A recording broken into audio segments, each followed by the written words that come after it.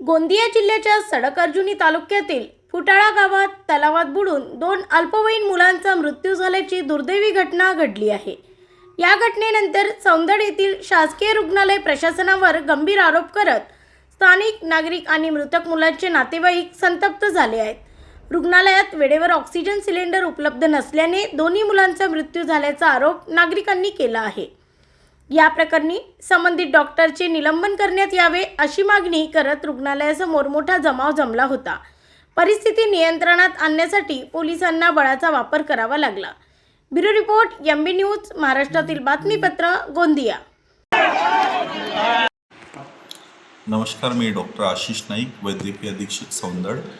मी इथं ड्युटीला असताना डॉक्टर रणजित माझ्याकडे ऑन ड्युटी मेडिकल ऑफिसर आहेत। सकाळी 11 वाजताच्या सुमारास 2 मुलं सौंदडच्या तळ्यामध्ये बुडाले असं कळालं।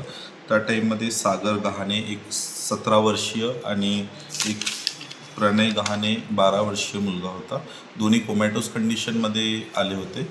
दोन्ही ड्राउनिंगमुळे त्यांचे श्वास व्यवस्थित चालत नव्हतं। त्यांना रिससिटेट करून त्यांची तब्येत व्यवस्थित करून आपण त्या पेशंटला रुग्णवाहिकेने रेफर करण्याचा प्रयत्न केला, पण दोन्ही रुग्णवाहिका आपल्या पेशंटसोबत बिझी असल्यामुळे आपण त्यांना वेळेवर 108ची सुविधा न भेटल्यामुळे आपण त्यांना प्रायव्हेटच्या गाडीने पाठवण्यात आलं आणि प्रायव्हेटच्या गाडीमध्ये आपण ऑक्सिजनची सुविधासुद्धा उपलब्ध करून दिली।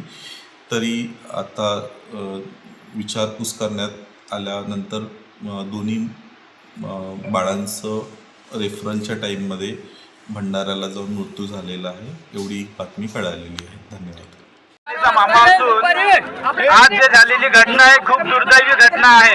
एवढा मोठा पांढरा हत्ती जवळपास 10-15 करोडचा तुमच्या सौंदड गावामध्ये बनलेला असेल आणि इथं 2000 रुपयाचा तुमच्या ह्या हॉस्पिटलमध्ये सिलेंडर नाही, ही खूप दुःखद घटना आहे। आणि पाण्यामध्ये जो बच्चू मरण पावलेला आहे त्याला जर योग्य अशी ट्रीटमेंट मिळाली असती, पाण्यामध्ये डुबलेल्या व्यक्तीला वाचवण्यासाठी फक्त एक ऑक्सिजनच वाचवू शकतो, त्याच्यासाठी दुसरी ट्रीटमेंटच नसते। जर इथं कदाचित ऑक्सिजन असता तर आमचे दोन्ही बच्चू जर वाचले असत्या। माझी सौंदडच्या सगळ्या ग्रामवासियांकडनं अशी इच्छा आणि मागणी आहे,